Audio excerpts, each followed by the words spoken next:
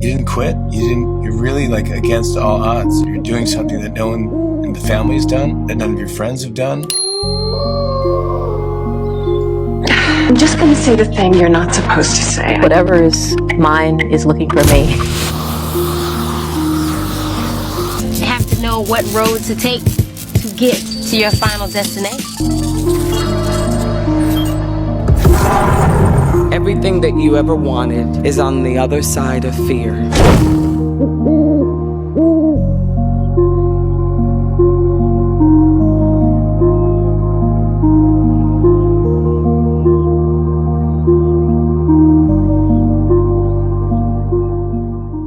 When you got a good heart, it don't matter what you look like. When you out here fighting demons, a pretty face cannot save that. We left off with Brittany speaking publicly about her former business partner, Heather Sanders, raising concerns about Heather's character, alleged poor business practices, and the way she allegedly treated people who worked under her and around her. Now, in part 3, we're taking a closer look at the long-running allegations surrounding Trell'S oldest daughter, and we're addressing the growing questions about what allegedly happened behind the scenes at Sorella. You have to choose your wife. Yeah, you took me through the mud. You took me through everybody first before me. No, I didn't. Yes, you did. I didn't never do that. I told you have to. I told you it's our family before your family. I told you that. You know yeah, what I mean? But when it came down to it, you have to show respect with the way, and it's just the way y'all was moving around and how you move and how you speak to your mom and what you doing. That's not how. Because we almost broke up plenty of times because you chose other people before me.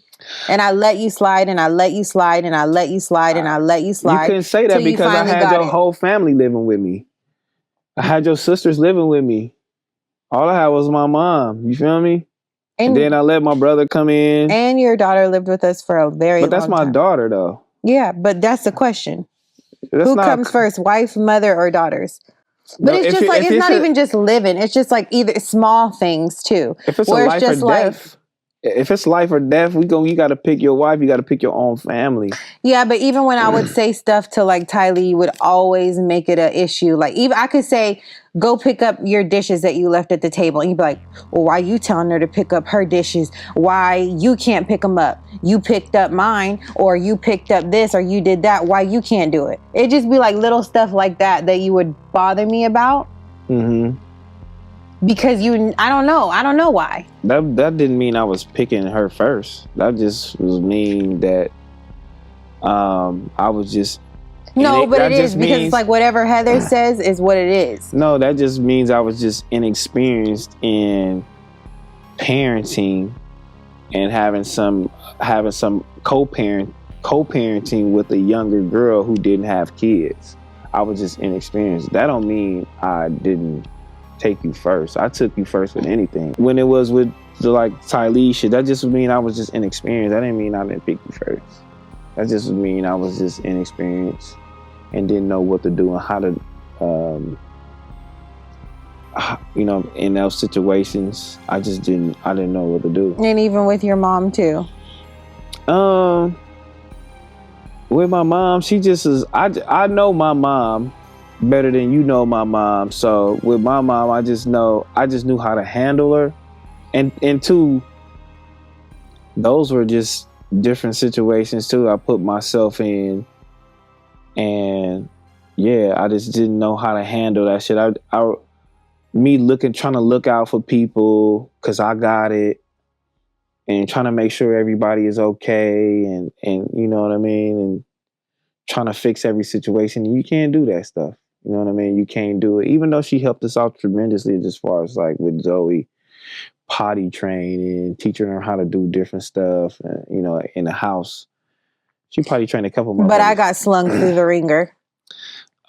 She helped with my kids, but I got ran through the fucking ringer, and I ran her too.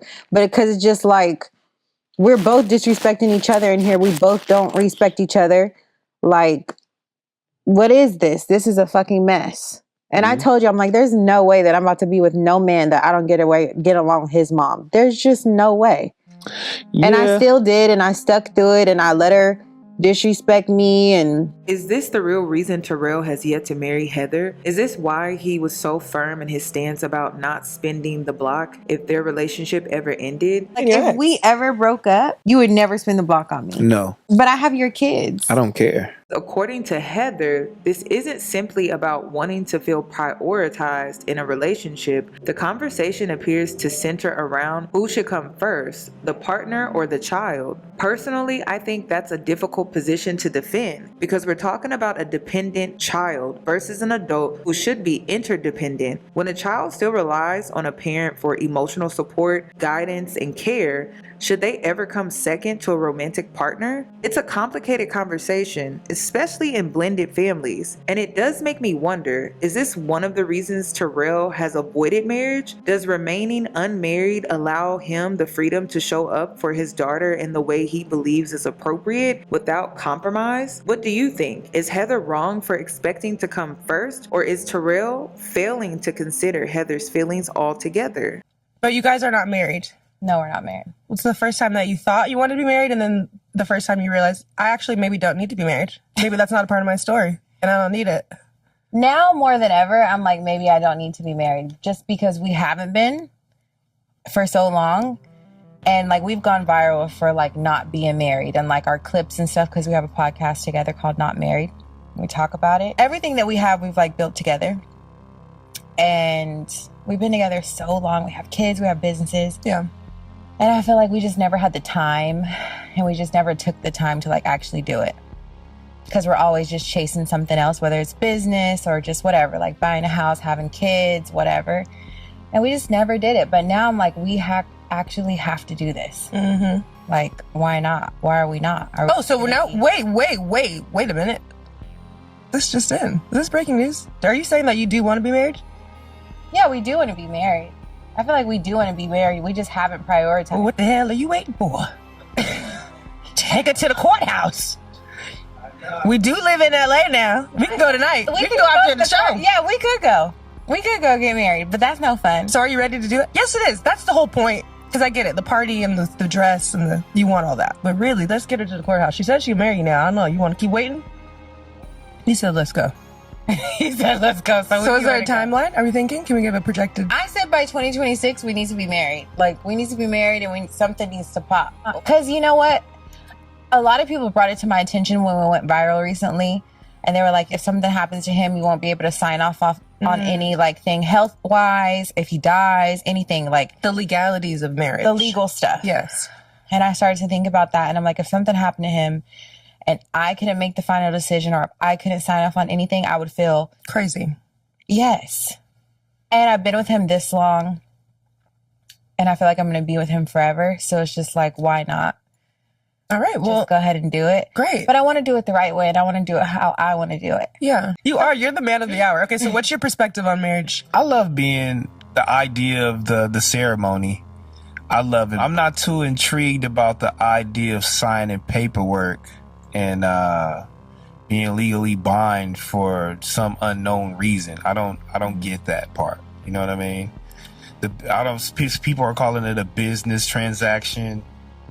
You know, some people are calling, they're more traditionally like from the Bible or God. That's what he's selling to do. But I don't understand why I got to go sign something. I've been with her for 15 years. We've been great together. Nothing wrong. I mean, we do have our little spats or whatever the case may be, but as most relationships do. But she mentioned the legal side of things. So like if something were to happen to you, your children, you don't think that she deserves that protection in that regard? Yeah.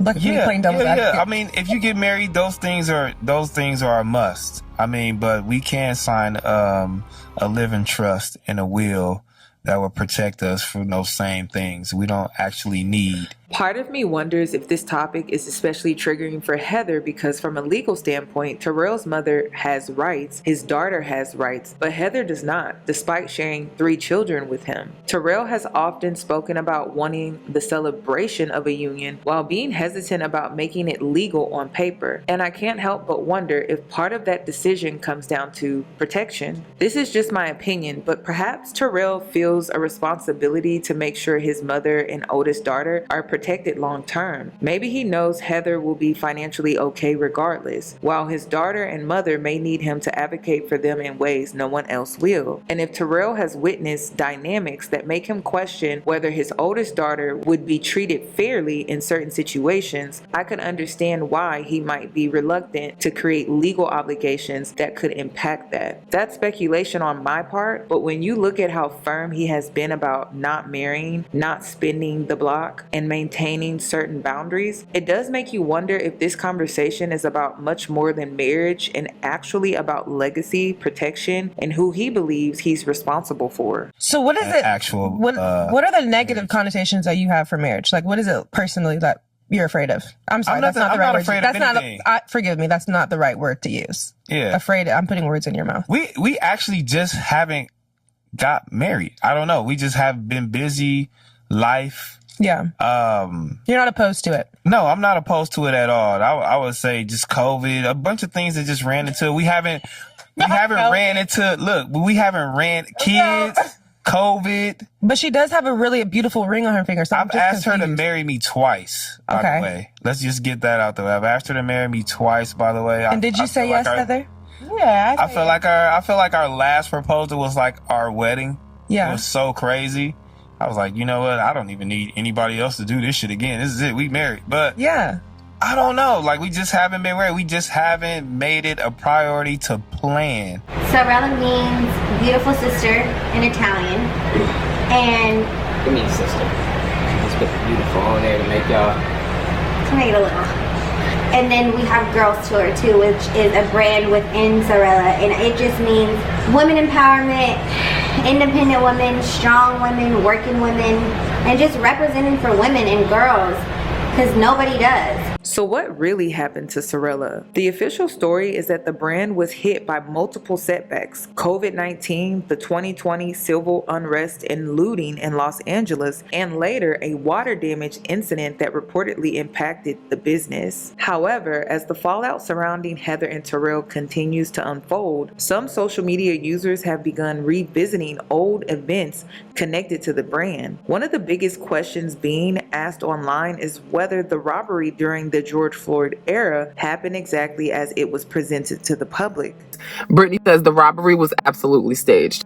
And then someone else goes, that's not the first time they post a stunt like that. And then she's like, boom. So like confirming like they have been running scams. To be clear, those claims remain allegations and speculation. But as more former employees and former associates speak out, many people are beginning to re-examine the history of Sorella and question whether there is more to the story than what was originally shared online. I'm gonna take y'all in the inside and show y'all the aftermath. It's about to look crazy. I'm telling you. All right, y'all ready for the aftermath? So I had to put all the mannequins in here because this is what was it. They would have stole the clothes off the mannequins, but y'all come on and let's see. So Trell was here frontline last night, holding it down. This hurts my heart so bad. This is crazy. No, this hurts my heart so bad you don't even know. This is so crazy right here. I'm speechless. But look, I got into it just in time. Like I told y'all last night, it was so crazy and I caught it just in time. If I would have just put up 10 minutes later than I did, they would have just been in the store and I wouldn't have been in that. Yeah, because I was like, Trell, we have to go print a black owned sign, to put on our door, so people don't come in here. Literally right when he was printing next door in our office, he was printing the sign. Somebody broke the swish window and he heard it. And so he ran over here and he tried to scare people off. I'm not even gonna lie. Stuff. When I was printing the black on sign, it came out about this little on a piece of paper. So I'm like, damn, I don't know how to size it. So that's what was taking my attention because I would have already been outside. I didn't know how to size it. Then I heard two booms like I told y'all yesterday. And I'm like, damn, I was just gonna catch it in time because I didn't know what I was doing. But when they was shooting and all of that, right? It was crazy. All my homies coming in here. I gotta get a footage of that so y'all can see it. I dropped to the floor. One of my homies, it's still blood right here. What? It's a crime scene. Blood? I was wiping blood off everywhere. There's a black towel over there. There's blood on the wall over there. I was was so scared for you. I'm like, Terrell needs to get home right now. He was up here till like 2 a.m. He's like, I'm just trying to make sure they don't set it on fire. But it's so hard because it's like, we had to deal with the coronavirus, our store being closed for almost 3 months. You know, that hurt us a lot. And then having to deal with the LA riots and just people breaking into our store. It's just a lot to handle, but I know that we're strong and I know that we're going to get through it. I just want to say thank you to everybody who has been supporting me and Terrell and just everybody checking on us, our friends saying that they'll come and help us clean up the store, our friends staying here till 2-3 o'clock in the morning trying to patrol our store.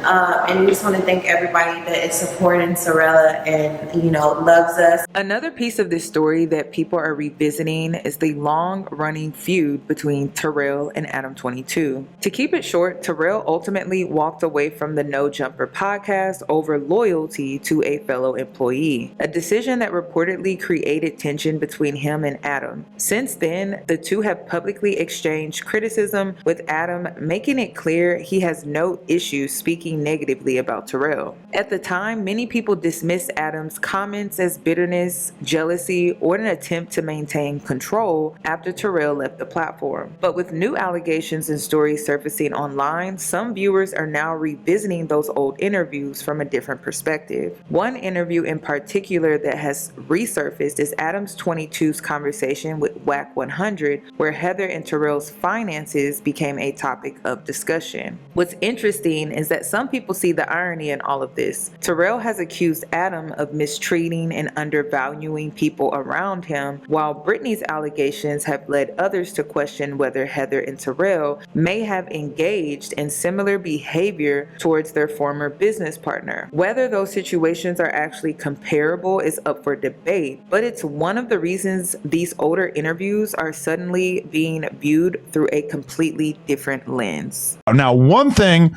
that absolutely nobody is bothering to lie about is that Terrell is broke. Let's talk about it. Well, how you know that, bro? Well, he accidentally revealed his YouTube dashboard, and it turns out he was on stream and like he had his YouTube analytics open in one window, and he accidentally showed it for a split second. One of the fans screenshotted it, and it basically shows that in the last month, his entire operation has earned $7,500. Now, keep in mind that money from that has to go to his wife, Heather, as well as Smack. And then they also have to pay for the place where they record. They also have to pay a couple of employees. So a lot of people... There's no money to pay anybody. A lot of people... I've been to a spot. My estimation, he's podcasting for free. He's basically breaking even, maybe even losing money. No, he's losing money because his spot... If he's getting some love, he's 5,000 to 7,000. And this is the problem with that too, is that at first it was like a warehouse for his girl's clothing line, but the clothing line is basically like bankrupt now, or they're non-operational anymore. I thought it was merch. But so at first he was just paying a percentage of the bill for the room in the back. Now he's got to cover the whole rent because the whole business is done. Like they're not selling clothes for girls anymore. Because looking at the building is like in a... like Chatsworth, kind of William Hills type Canoga Park area. Okay. Nice build, not too far from the 101. Right. The front part is all him. The open area around is all him. And then in the back, they had merch, but he told me it was merch. So I thought it was... It's the stuff for her clothing line. Yeah, I thought it was community Figmunity merch. So, but the building at least costing him probably 5 to 7. But maybe he just had a bad month. I mean, what if the other months is... The thing 60, is, 70, 80. The thing is that if you go to Social Blade and look at his views per month, this was a normal month. This was like, he doesn't really do a lot more views than he's doing right now. So does he have any sponsorships or ad revenue? Think so. I don't really watch They used to, but they lost them. Because of the... Well, because there was a whole controversy where Heather and Terrell basically at one point were kind of like grooming Kylie Jenner before she was a full-grown woman. Like they were going on double dates with Tyga together. Hold on, bro. But you know Tyga was dating Kylie Jenner. I know that. And Terrell was his assistant. No, he's his manager. And Heather, he was his manager. Heather was her good friend, and they went on double dates together when she was underage and stuff. So I feel like a lot of brands would kind of shy away from doing ad deals with them because of the fact that how old was she when she was with Tiger? 16. I think you just saying that, bro. I don't think they call backlash over this dude going somewhere with his client. No, they did. And actually, T-Rail responded to it, and he said, "We grooming billionaires, bitch." He was responding to a comment that was saying that you guys were grooming Kylie Jenner, and he looked at the camera and said, "Yeah, we grooming billionaires, bitch." And that's when they lost it. And I think that's when all the sponsors kind of head for the hills. Crazy. Yeah, Yeah, that's crazy. Yeah. I wonder if T-Rail is going to stick with podcasting, given that he's breaking even. And then I also wonder if at some point, if Heather's going to be like, you know what? I can't just be with a brokey forever. Because I feel like she's carrying like an undue part of the weight of, you know, like she probably is sick of having to support him. I guess like the crazy thing for me about realizing that T-Rail's breaking even on podcasting is that it's like he was making pretty good money at No Jumper. And when he left, I think he was making pretty good money for a little while. So I know that he's regretting leaving so bad now, because it's like when he was here, he had an actual job that was profitable. And now that he's working for himself, he's just treading water. What if we help get Heather on a dating app so she can find somebody who's down to... That's his wife, bro. Right? Listen. Okay, let me ask you something. I think we need to do a GoFundMe for them. If No to get back on Jumper their was feet. to fall... No. So what makes you think the black woman would lead a black man? She's been dealing with this for so long that it's just kind of... Nah, because... I remember when he had the Tiger contracts, he was doing this thing. He was all right. So I know, but she bought in at that point, and now his shit's all fucked up. So you got to just wonder, like, in her head, is she just going to let him fuck up forever? I don't know, bro, but I don't think that Heather's going to leave him. I think if his hand is bad, I think she's going to stay that way. They got children.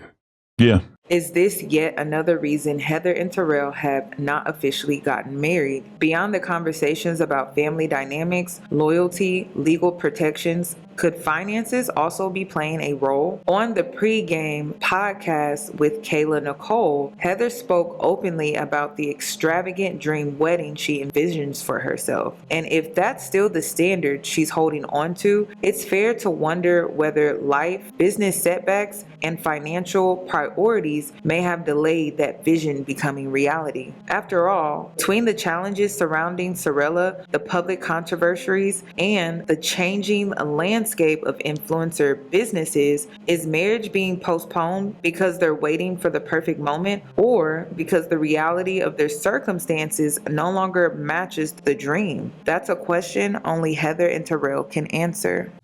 And right now, I'm putting it all on her back. As most men do. Now it's on me. Yeah, because I asked her to marry me. Yeah. And then afterwards, women are supposed to plan the wedding, correct? Agreed. Okay. I mean, I don't subscribe to gender norms. I don't subscribe to gender roles. I don't subscribe to gender roles, but yes. She right here. The producer agreeing with me too. Heather, if you want a wedding, you got to plan the wedding. I know, but I'm like...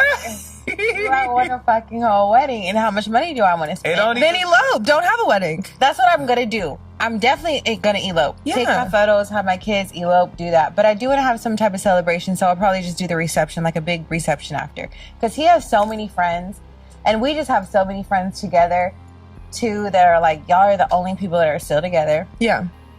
Like, you give us hope, whatever. Then I want to, like, you know...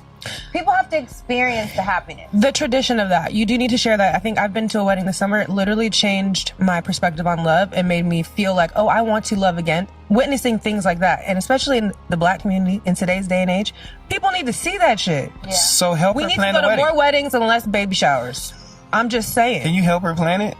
Because she's putting everything on my back. She don't need help planning nothing. She has a whole event planning company. She don't need help. Y'all need to stop playing. We do need to stop playing. Seriously, do it. I can't wait to come to the wedding. Because it's like... I told her to plan it. I'm like, do you know how many people are going to be at our wedding, sir? It's going to be at least a 300 people wedding. Expensive. We're going to buy it's going to be expensive. Yeah. And I just want him to know that. When $100,000, because that's what it's going to be, a regular birthday party that's like $9,000. You don't need to spend $100,000. See, this is where we stop at already. Bro, 300 people and $100,000, and I'm like, how do you even know that? You haven't budgeted anything. I'm just gauging that it's going to be at least $80K to like $100K. So I was in the hair shop every week. Let's just get that out. Who taught you how to go to the hair shop every week? Because you was dirty, dude. Who taught you? You came way to Los Angeles, way out here. Didn't know how to do your hair. I got you some pack hair. You thought that shit was tight. I was tight. I still be tight. Yeah, shit. Shout out Bella Dream here, though. You know, she gave you some quality because you was squat meat bound, baby. Hey, tell them people about them Steve bags I bought you and your ass was happy. Girl, come on. I was a little ass girl. Don't come at me like that. Talking about who put who on, but I bought you your first pair of red bottoms, my nigga. Your first pair, my nigga. My nigga, all in your DM, my nigga. I remember when I got my first pair of red bottoms. I was so happy. You called everybody in your family. Sorella bought me a $1,000 pair of shoes. Do you supposedly love me and just talk shit about me all day? Keep you on your toes, my nigga. No, fuck keep you that. ahead of the boy. Terrell has been calling me a bitch since the day I met him, and I don't think it's like he's trying to disrespect me. It's just how he talks. So if I don't give a y'all shouldn't eat. Let's talk about the negging. Some people believe it's simply a part of Terrell's personality, his sense of humor, or the banter that's developed throughout their long relationship. And to be fair, that is one interpretation. But after going through years of their digital footprint, I walked away with a different perspective. In my opinion, Terrell often speaks from the mindset of a man who feels he played a major role in creating the Heather Sanders brand. He's repeatedly compared his influence on Heather to the role Kanye West claimed he played in building Kim Kardashian's image and public perception. If that's truly how he sees the relationship, then the constant negging may not just be humor. It could be the result of placing someone on a pedestal, taking ownership of their success, and feeling entitled to some degree of credit for who they've become. And that's what makes these comments so interesting. They don't always come across as a man speaking to his partner. Sometimes they come across as a man speaking about a woman he believes he helped build. Yeah, but I'm gonna see you where Heather's strength is. Heather is a nigga. So if Heather, but Heather, I'm saying Heather is a fuck out here. Like right. If you teach her something, she's gonna grow on it. She's gonna grow more than you. If you give her something, a seed, and you planted it, that gone. Once she learned how to do that shit and it evolved, it's out of here. Like her podcast, like once she get consistent with something and she know how to do it and you plant the seed, it's gone. It's out of here. Yeah. And that's one thing with it. Like, okay, I don't know where to do my hair. I don't know where to go. Hey, all right, here, go here. She like, oh, I got it. Now she's searching this girl, these hairstylists, this girl, and now she gone out of here with that, with nails, with skincare, with everything. I don't gotta do shit. You know what I mean? It's all it is just shedding the light. Like I said, it's shedding the light. Here it go, and then you gonna grow because those type of people gonna help other people, and that's the type of she is. You feel me? Like, right. And like, when I see other girls out here, I'm not doing that again. I'm not doing that. I'm sorry. And then the girls that know better, you know what I'm saying? You damn near can't get. It's like, I'm cool. I'm not finna spend nothing on no bags, no vacations. Y'all can kiss my ass. So you feel like when you wake up in the morning, you feel like there's a lot of women you can't get. A lot of women that I don't want to search for, I can get, but I don't want to put the work in. Page, you're like, ooh, I wish. No, ain't no wish. You can get them, but it's just like I wish it's crazy. You can get them, but it's just like it's the work you got to put in. You know what I'm saying? Like if you want to stay with that certain type of bitch, that's like oh, you ain't cheated in 14 years, 13 years, like cause like you nigga ain't got a like me, maybe because if you get a girl like mine, then maybe you might won't cheat because maybe I'm at that point to where I don't need to do that no more. Let's get into the pattern I picked up during my deep dive. Heather Sanders appears to be a woman who has spent years shape-shifting based on the people around her, rather than developing a strong identity of her own. Terrell has heavily influenced her public image. Britney allegedly helped refine Sorella. Her aesthetic has often been compared to Blac Chyna. I'll never forget going to get our hair done at Sandra. Love Sandra. She's still the best. You got me my first bangs, trying to talk me into getting bangs. Her signature China bang.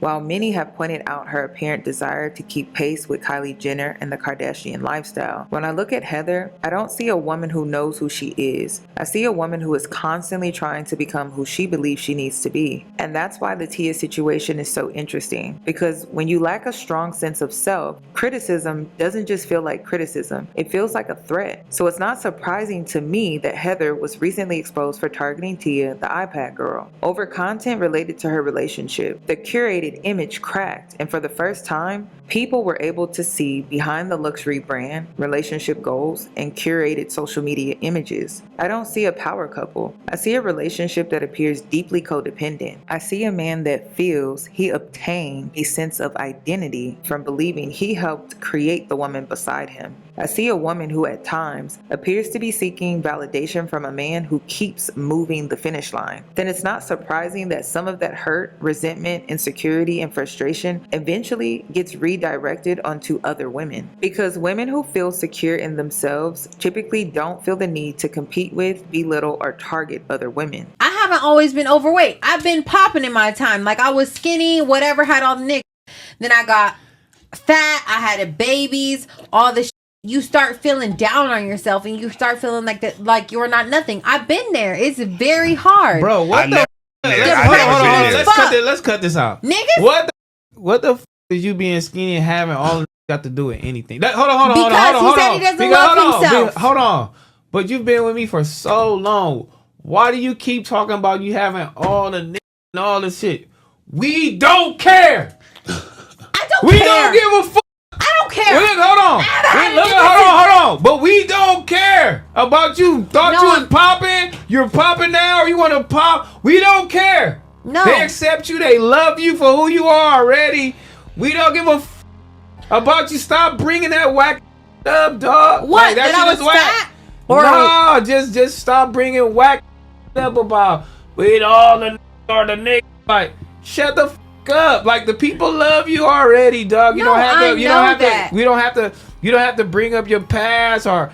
You know what I'm saying? What you do, what you did in the past, or to have people respect you as who you are. People haven't even really got to really know you yet. Like they really are though. So you don't have to keep saying that shit to people. You know what I'm saying? Just give your perspective. I'm really just trying to teach you right now. Give your perspective on what's going on right now in the moment, and you good. You don't have to keep bringing up what's going on. Or, but I'm just trying to make people. You know what I'm saying? Him how I felt. Yeah, like it's how you felt, but you ain't gotta say, "Well, I had this and I was popping when I was popping." Like, no, you wasn't popping. Like, you wasn't. Like, you never was popping. Yes, I was. But I don't care. No, you wasn't. And I'm not yes, gonna never. I was. But you want to explain it, so go ahead and explain it. Because if you want to explain it, just get it all out now. Because we don't give a. No, I don't don't care. I don't. So you explain it. So because you always bring it up. I'm even lost what I'm even talking about. I know. So I don't give a f about you being popping, or you used to be popping, or I don't give a f about your TikTok.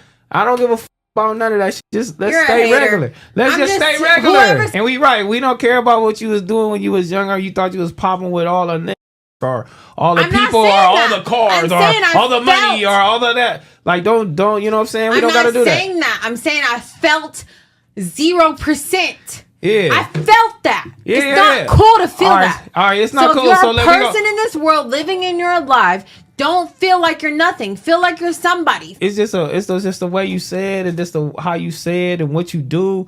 You feel me? It's just like you want to make people feel like you're something, and you're like, we know. You know what I'm saying? We know. Everybody that God put on this earth. But we know though. We don't have to explain. But everybody God put on this earth should feel like there's something. But you are something. We feel that. We know that. But you don't have to express it all the time. You know what I mean?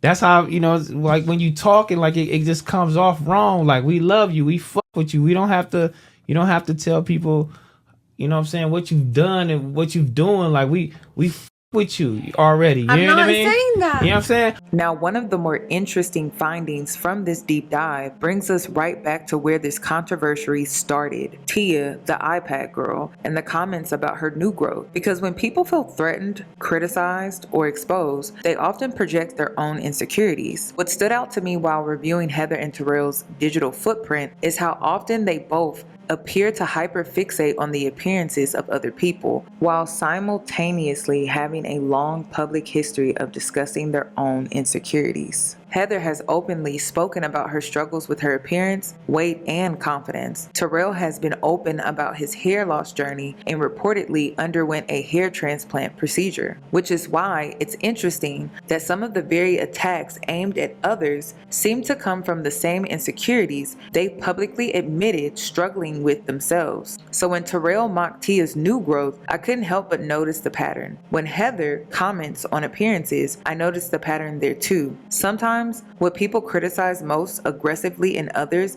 is the very thing they're still struggling to make peace with within themselves. He's been taking care of me. He is the reason why I have what I have. I would have never, I'm so happy to be able to provide for my family and do whatever we need to do for our family, because he is the one that, he lets y'all run with this narrative that Heather pays for everything. Heather has all the money. Heather has all this. But we're a team at the end of the day. We started this together. He gave me 5 racks and I turned that shit into some crazy shit that you don't even want to hear about. A little different. This shit's hard out here. Don't try to sugarcoat it. No, it's not hard for you. You've never had But it you've hard. lived here your whole life. I have been living here my whole life. What do you and mean? We lived in a fucking hotel. I haven't had it hard. You haven't had it hard. You was doing nothing in that hotel. I was paying for everything. But we were still in a hotel, bro. We were in a hotel, but we was living life. We was on tour. We was going to clubs. We was at rich niggas' house. We was doing some shit that was wild. Who give a fuck when we was laying our head? We had a place to lay our head, and we was doing it up. Why you wanna struggle? Like from the last couple of years struggled. You haven't struggled a bit, bro. Out here, not out here. You haven't. No, you haven't. I didn't have a dollar to my name. I had to go work at the yard house. To me, that's struggling. You wanted to go work at the yard You house. weren't just handing out racks, though. It's not no. like I came down here and lived a beautiful life Even in a if I was- mansion with racks in my bank account. But even if not. I was handing out racks, you wouldn't have knew what to do with it because you didn't know what was going. At least I could have paid my bills, paid my car. You paid your bills. I paid your car note. I paid the rent. Okay. Another interesting thing I noticed while reviewing their digital footprint is the inconsistency in their come-up story. Heather has repeatedly spoken about the struggles they faced earlier in their relationship while building their businesses, yet Terrell often pushes back on that narrative, insisting that they didn't really struggle the way people think they did. And every time this conversation comes up, Heather seems determined to make sure people understand that her success didn't come easy, which raises an interesting question. Is Heather pushing back because she wants validation for the hustle, sacrifice, and work it took to build the Heather Sanders brand? Or is Terrell unintentionally minimizing the humbling beginnings of her success? Because when you listen closely, it almost sounds like they are telling 2 different stories. Heather's version is, I worked for this, and Terrell's version is, we were never really down bad. And maybe that's another reason we're constantly seeing tension between them. One person appears to be seeking acknowledgement for the journey, while the other seems focused on protecting their image of success. But I had already had plans that I was meeting Lil Wayne. You had plans to meet up with Lil Wayne? Say that. Yeah, sorry. I'm drunk. Wow, yeah, you is. So you was going to... This ain't drunk, you know what I'm saying? Do your thing. Shut up. You know what I'm saying? You doing your I took Lil Wayne, bitch. I had hope. Oh, God. No, I was talking to the number 1 nigga. But Terrell had the personality and he made me laugh. He actually talked to me. I was talking to the number 1 of this I'm telling you. And I didn't meet up with this because I wanted to mess with Terrell. And I was like, you know what? I'm going to stay here with you and I'm going to with you because nigga probably has 10 of me, you know, but there's only 1 of Terrell. So Terrell, I stayed down with him. And I'll never forget it. This Q said, "Now Wayne, homie." Right, Wayne, Q up. Yeah, Wayne. It's so embarrassing. It's so embarrassing. Wayne, lick but a lollipop. No, let me tell you. To me, in my time of life, no, in my time of life, that was a big accomplishment, and that was tight, and that was like really good for me. So you was a hustler. We call them hustlers. No, yeah, 100% a hustler. So you was a hustler. 100%. So, but I was trying to, you know. Thank you, cuz. No, but let me tell you, Terrell. Somebody's here and said Lil Wayne clap Heather. Number 1 nigga is crazy. I talk to the best rapper alive. I don't care. Let me tell you this. I could have had my way with any rapper I wanted. I could have had my that way with anybody, but I chose Terrell at the end of the day. I chose Terrell. I chose my heart, and this made me laugh. So basically, I was trash. You were trashing your. No, I've never said this live on stream, but I'm gonna tell it now. We don't give. You don't want me to say it. I'm not gonna say it. We don't give a. Don't say it for you. Come on, 6,000. Come on. 6,000 viewers and back on Fig. I'm gonna tell you this. I was supposed to go upstairs and Lil Wayne, but I didn't. After reviewing the digital footprint, I found myself revisiting Britney's allegation that Heather was jealous of the relationship Terrell has with his oldest daughter. I can't verify that claim, but based on the pattern I've observed, I can understand why Britney may have came to that conclusion. When I look at Heather's journey, I see a woman who appears to have built much of her identity around a man, male validation, and the constant need for approval. If you spent years seeking validation from someone who frequently critiques, negs, or moves the goalpost, it makes sense that you would become hyper-focused on where you rank in that person's life, which is why this conversation may not really be about Terrell's oldest daughter or his mother. It may be about a woman who is still trying to prove that she is enough. Remember, shadow work is about facing the parts of yourself that still seeks validation and choosing to heal them. A woman who knows her worth doesn't need anyone else's approval to define her value. Love yourself enough to know who you are. This is my opinion. I'm free to state my opinion anytime I like, right? Thank you. I don't want you to feel like that, but yeah, feel like that.